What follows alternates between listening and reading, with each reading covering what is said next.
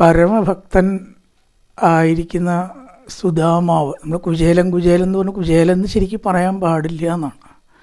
അതിൻ്റെ പേര് അവിടെ ഭാഗവത്തിലോ ബാക്കി ഒരു കഥയിലോ പറയുന്നില്ല. പേര് സുധാമാവ്.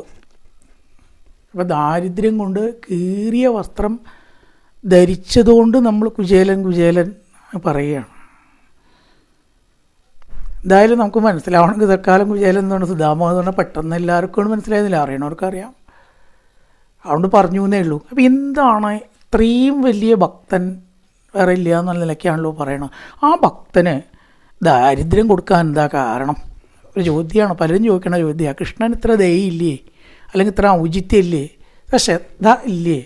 ഭക്തന്മാരെ അനുഗ്രഹിക്കണമെന്നും ഭക്തന്മാരെ ഉപദ്രവിക്കാൻ പാടില്ല, ഭക്തവത്സലനാണ് എന്നൊക്കെ പറയുകയും ചെയ്യുക. എന്താ അത് കാരണം? ഒരു ചോദ്യം. കാരണമില്ലാണ്ട കാര്യമില്ല. എല്ലാ കാര്യങ്ങൾക്കും ഉണ്ടാവും കാരണം ലോകത്തിലെന്നാണ്. പല കാരണങ്ങളും പറയാം.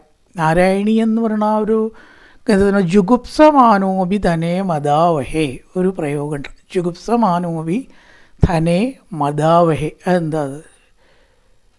ധനം എന്ന് പറയുന്നത് തീരെ ഇഷ്ടമല്ല ഈ ബ്രാഹ്മണന്. ജുഗുപ്സ എന്ന് പറഞ്ഞാൽ വെറുപ്പാണ്. അത് കാരണം മദാവഹേ അപ്പുറത്ത് പറഞ്ഞിട്ടുണ്ട്, അഹങ്കാരം ഉണ്ടാക്കും. അഹങ്കാരം ഉണ്ടാക്കുന്നതൊന്നും ഭക്തന്മാർക്ക് ഇഷ്ടമാവില്ല, അവിടെ ഭഗവാന്റെ സാന്നിധ്യം ഉണ്ടാവില്ല. തനിക്ക് വെറുപ്പുള്ളൊരു കാര്യം എങ്ങനെ ഭക്തന് ഭഗവാൻ കൊടുക്കുക? ഞാൻ പിടിച്ചോ, നിനക്ക് വെറുപ്പുള്ള സാധനം ഞാൻ തരുന്നു പറയുമോ? അപ്പോൾ കാരണം സുധാമാവ് തന്നെയാണ്, എനിക്ക് വേണ്ടാതനായി, അതിനോട് എനിക്ക് താല്പര്യമില്ല, അതെന്നാൽ പിടിച്ചോ എന്ന് പറഞ്ഞാൽ ആരും കൊടുക്കില്ല, അത് ഭഗവാൻ ചെയ്യില്ലല്ലോ. ജുഗുപ്സമാനോപി ധനേ മദാവഹി. തൻ്റെ പ്രകൃതത്തിനനുസരിച്ചിട്ട് ഈ സ്വർണം, പണ്ടൊക്കെ സ്വർണ്ണേ ഉള്ളൂ, ഈ പണം അധികമില്ല, എന്തായാലും അത് ഇഷ്ടമല്ല.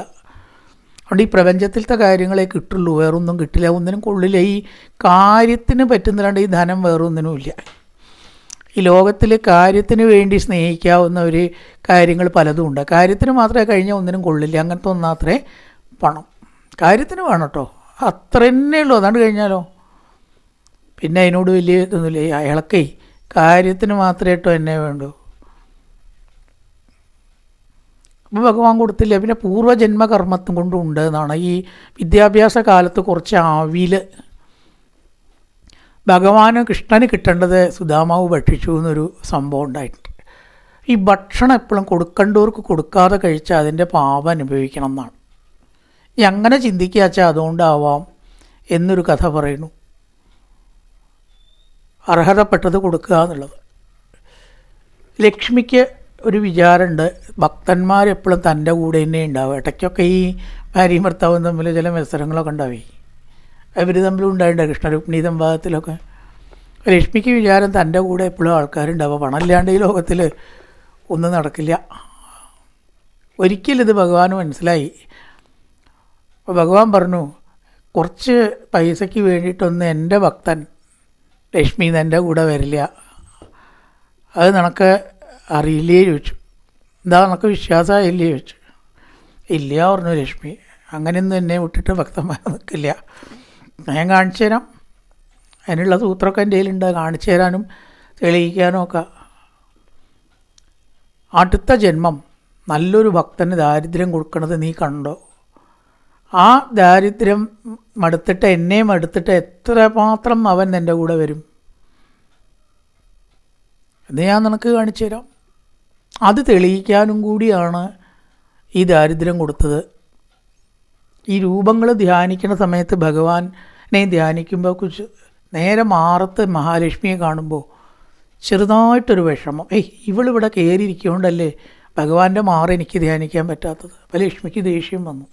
എന്നാൽ ഞാൻ കാണിച്ചു തരാം എൻ്റെ പ്രസക്തി എത്രത്തോളം ഉണ്ട്. അപ്പോഴും ഭഗവാൻ പറഞ്ഞു, എൻ്റെ ഭക്തൻ എന്നെ വിട്ടിട്ടൊന്നും എന്നെ ഭജിക്കില്ല ലക്ഷ്മി. അതിനു വേണ്ടിയിട്ടാണ് കൊടുത്തത്. പിന്നെ തൻ്റെ ഭക്തൻ എത്രത്തോളം ഈ ധനത്തിന് പ്രാധാന്യം കൊടുക്കുന്നുണ്ട് എന്ന് ലോകത്തിന് തെളിയിക്കാൻ വേണ്ടിയിട്ടാണ് ഒരു ഭക്തനെ ഇങ്ങനെ കാണിച്ചത്. അതിന് കാരണങ്ങൾ പലതും ഉണ്ട് എന്നാണ് പറയുന്നത്. പൂർവ്വജന്മ ദുരിതം അതിനനുസരിച്ചിട്ട് ദാരിദ്ര്യം അനുഭവിക്കുക എന്നുള്ളത് സുധാമാവിന് കൂടിയേ തീരൂ. അത് സുധാമാവിനൊരു പ്രശ്നമല്ല. ഇതുകൊണ്ടൊക്കെയാണ് കൊടുത്തത്. അപ്പം അതൊക്കെ തെളിയിച്ച് കഴിഞ്ഞപ്പോൾ ഒരു സമയം വന്നപ്പോൾ എല്ലാറ്റിനും സമയമുണ്ട് ലോകത്തിൽ. സമ്പത്ത് കൊടുക്കുകയും ചെയ്തു.